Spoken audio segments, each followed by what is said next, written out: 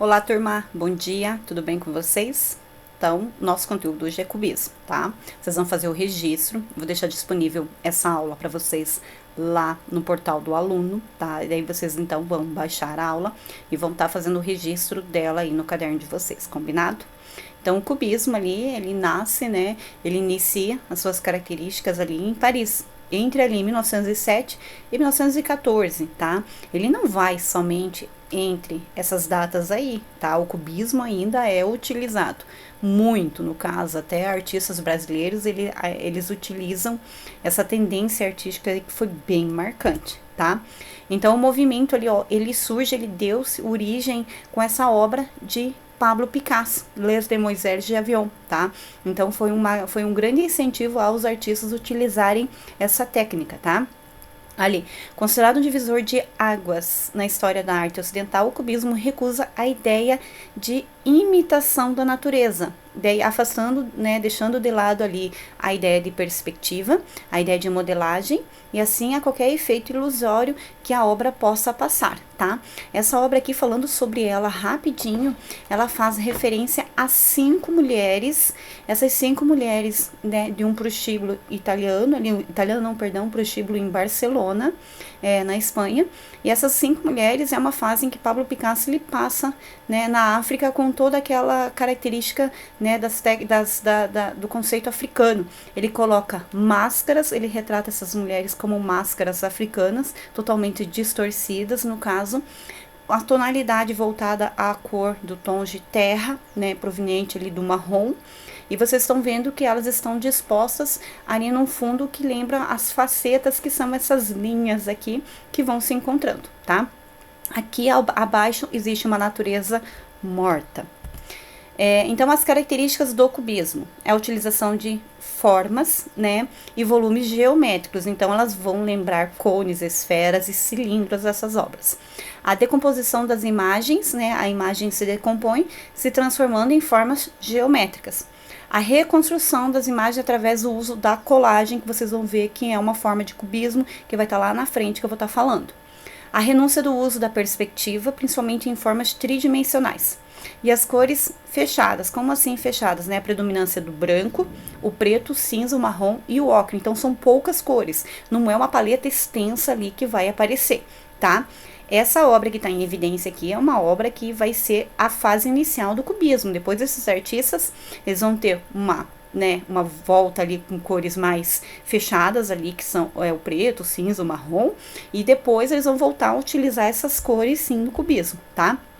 Então, ali, a realidade plástica anunciada nas composições de Braque leva o crítico Louis Vauxelles, né, a denominar, a falar que esses artistas aí possuíam características, né, voltadas a essa ideia de formas mais geométricas, né, daí construída com cubos, né, que ele vai fazer esse artigo, vai retratar esse artigo ali no Gil Blas, em 1908, e vai batizar a nova tendência, a nova corrente, né, de cubismo.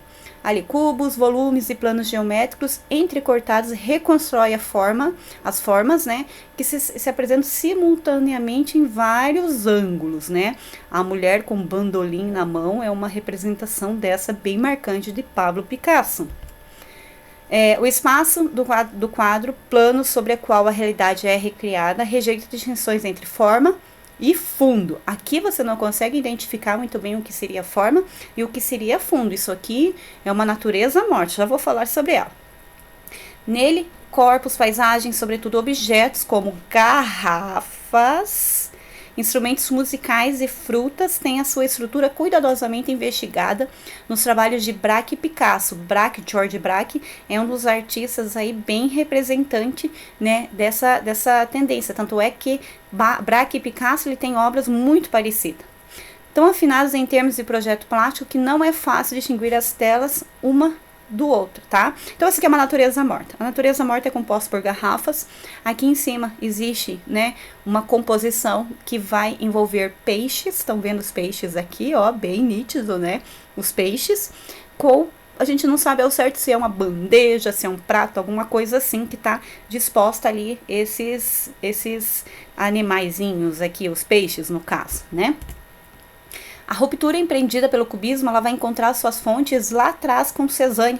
Cézanne é um grande artista, né, do impressionismo, do neoimpressionismo, mas ele já estava fazendo investigações com essa realidade plástica voltada a essa coisa de geometria, tá?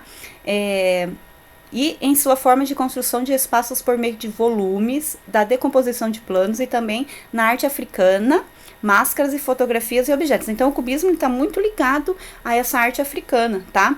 Essa obra As Banhistas de Cézanne já começa esse estudo aí lá em 1800, agora eu não me recordo se é 78, 76 essa obra aqui de Cézanne, tá? 1800, tá? A gente tá falando de 1908, né? E eu já lá atrás Cézanne já vai fazendo essas experiências com formas geometrizadas, tá?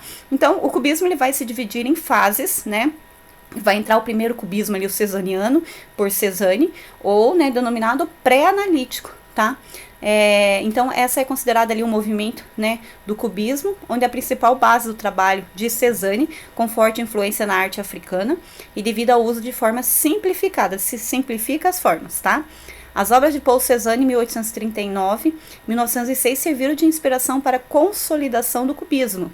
Embora ainda não tivesse todas as características que definem o movimento artístico, alguns conceitos foram adotados por Cézanne em seus trabalhos, foram fundamentais para que Picasso, né, George Braque e outros artistas viessem a utilizar, tá?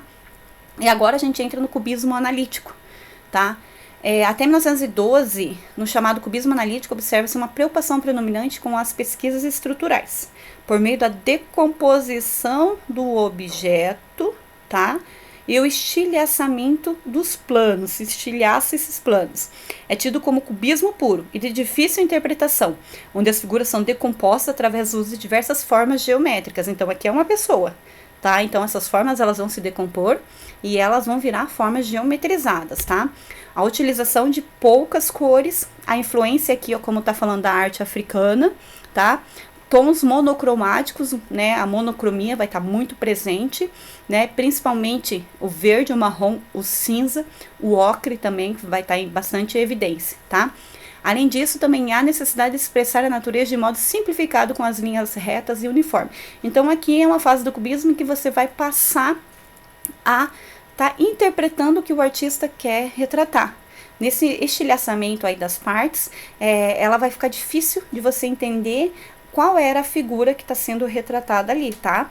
Então essa fase ela é muito marcante nesse período que vai de 1909 a 1912. Então que vai ser batizado, né, o cubismo analítico, o cubismo que se utiliza poucas tonalidades de cor, então voltada a uma ideia mais monocromática, tá? Depois ali vai aparecer o cubismo sintético, ou cubismo colagem, que a gente chama. Esse é um retorno da figura, só que eles vão introduzir coisas nessas pinturas aí, deixando ela de ser bidimensional, passando a ideia de tridimensional. Ali ele vai ser, né, realizado em 1913 até 1914. Então essa fase, então, como eu disse, ela vai ser denominada também como a técnica da colagem, o cubismo colagem. E passa a reconstruir as imagens que outrora eram decompostas, aqui a imagem vai ser recomposta novamente, tá? Ao contrário do cubismo analítico, nessa etapa as imagens passam a manter a sua fisionomia, mas de modo reduzido, apresentando apenas o que for essencial para o seu reconhecimento, tá? Então eles vão estar, vamos voltar mais uma aqui, eles vão estar introduzindo então imagens, ou melhor, imagens não, recortes de jornais, letras de revistas no seu cubismo aqui, tá? E também eles vão pôr objetos, até mesmo objetos inteiros, por exemplo, uma garrafa, eles vão estar colando ali na obra deles, tá? Então vai denominar essa ideia aí. Então a imagem ela passa a ser recomposta, como vocês estão vendo aqui, tá? Aparece um novo artista, Juan Gris, né, que é um dos principais ali desse cubismo sintético, e ele vai voltar a utilizar mais cores e vai fragmentar a ideia de que existe um fundo e existe a imagem, tá? Deixa eu ver o que mais, acho que seria mais ou menos isso daí sobre o Juan Gris, tá? No momento do cubismo sintético, elementos heterogêneos, recortes de jornais, pedaços de madeiras, cartas de baralho, caracteres tipográficos, entre outros, são agregados à superfície das telas, dando origem às famosas colagens amplamente utilizadas a partir de então, né? Então que eles vão passar a utilizar ali essa forma de pintura, tá? Que a gente entra com uma ideia da pintura, né, voltada a colagens, tá? Então, turma, o que vai ficar de tarefa para vocês, né? Vocês vão pesquisar a biografia de Pablo Picasso, tá? Vão pesquisar também George Braque, tá? Eu vou deixar no finalzinho da aula escrito ali para vocês essa forma de pesquisa que vocês vão estar realizando no caderno. Então, como tarefa para essa semana, vocês vão fazer a pesquisa desses dois grandes artistas. Belezinha? Então, beijo para todos.